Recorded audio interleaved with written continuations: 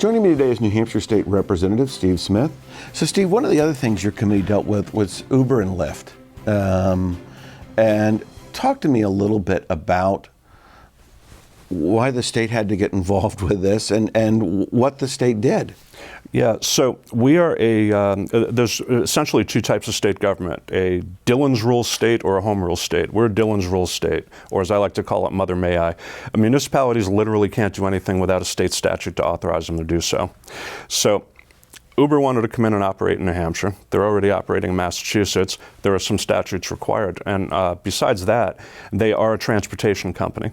So Nashua couldn't say, yes, Uber can come in, or no, Uber can't, without, or Manchester or Portsmouth, right, without the state explicitly allowing the affirmation of that. Yeah, is that a right summary of that? It is, yeah. And even if they were able to, no one really understood the business model. I mean, it's essentially a cab company that consists only of the dispatch office. They own no cars.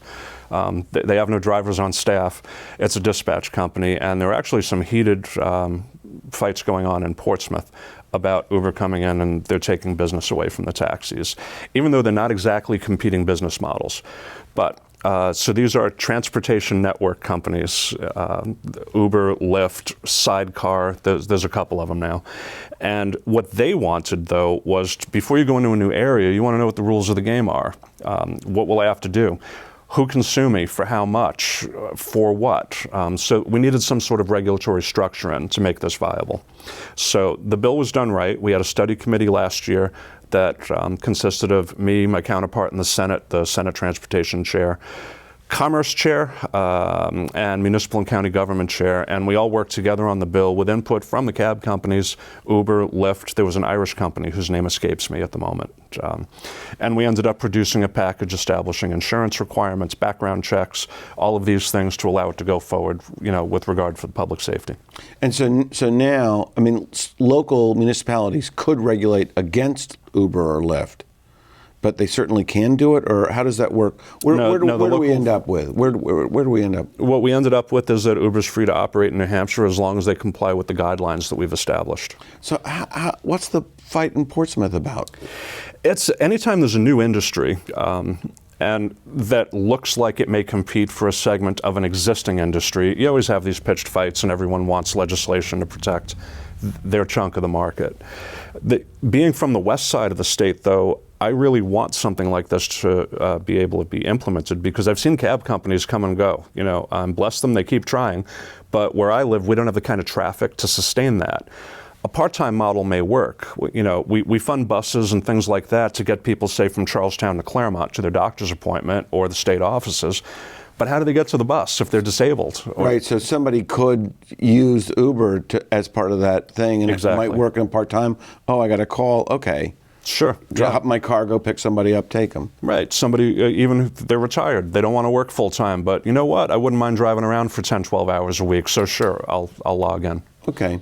I want to turn to sort of, as you think about, you're running again, what are the issues that you see that are going to surface in the next biennium? Well, the expanded Medicaid program will certainly be monitored closely. I'm not sure there are a lot of burning issues. I've become very focused on transportation policy, having chaired the committee, and had a really good working relationship with Department of Safety. And one thing that I really need to work on is, you ever try to register a tractor or a UTV? It is almost impossible. Town clerks have about given up. We've made it so complex. Are you going to ride it on the trails, or are you going to pull a trailer with it? Does it have a PTO? Are you hanging a plow on it? It's a mess.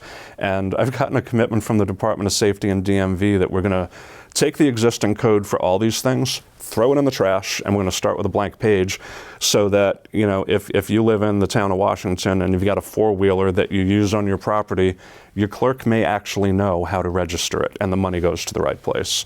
As a precursor to that, yesterday actually, I was appointed to a commission to study OHRV use public safety, OHRV. off-highway recreational vehicle. Okay, okay. There's a room somewhere where they just invent acronyms.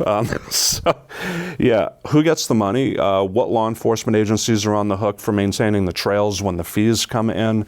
And we're going to begin restructuring all of that. And that's kind of important. That's snowmobiles as well as ATV trails. And there's a broad network. Would that include bikes too, for like the rail trail? There's a huge rail trail network. No, but bicycles don't have to pay those kind of permits. Okay, so it's motorized. Motorized, yeah, you pay a fee, and the fee is supposed to support Fish and Game or the state police, whoever is patrolling that area, and it's frankly a mess right now. So, all right, well, we look forward to having you back again. Thanks so much. Thank you. And thank you for joining us for this edition of Capital Connections, your weekly access to politics and policy along the I-89 and I-91 corridors and how it impacts your life in our region. If you've got a comment or an idea for a future show, please send me an email. And more importantly, please join us again next week for another edition of Capital Connections.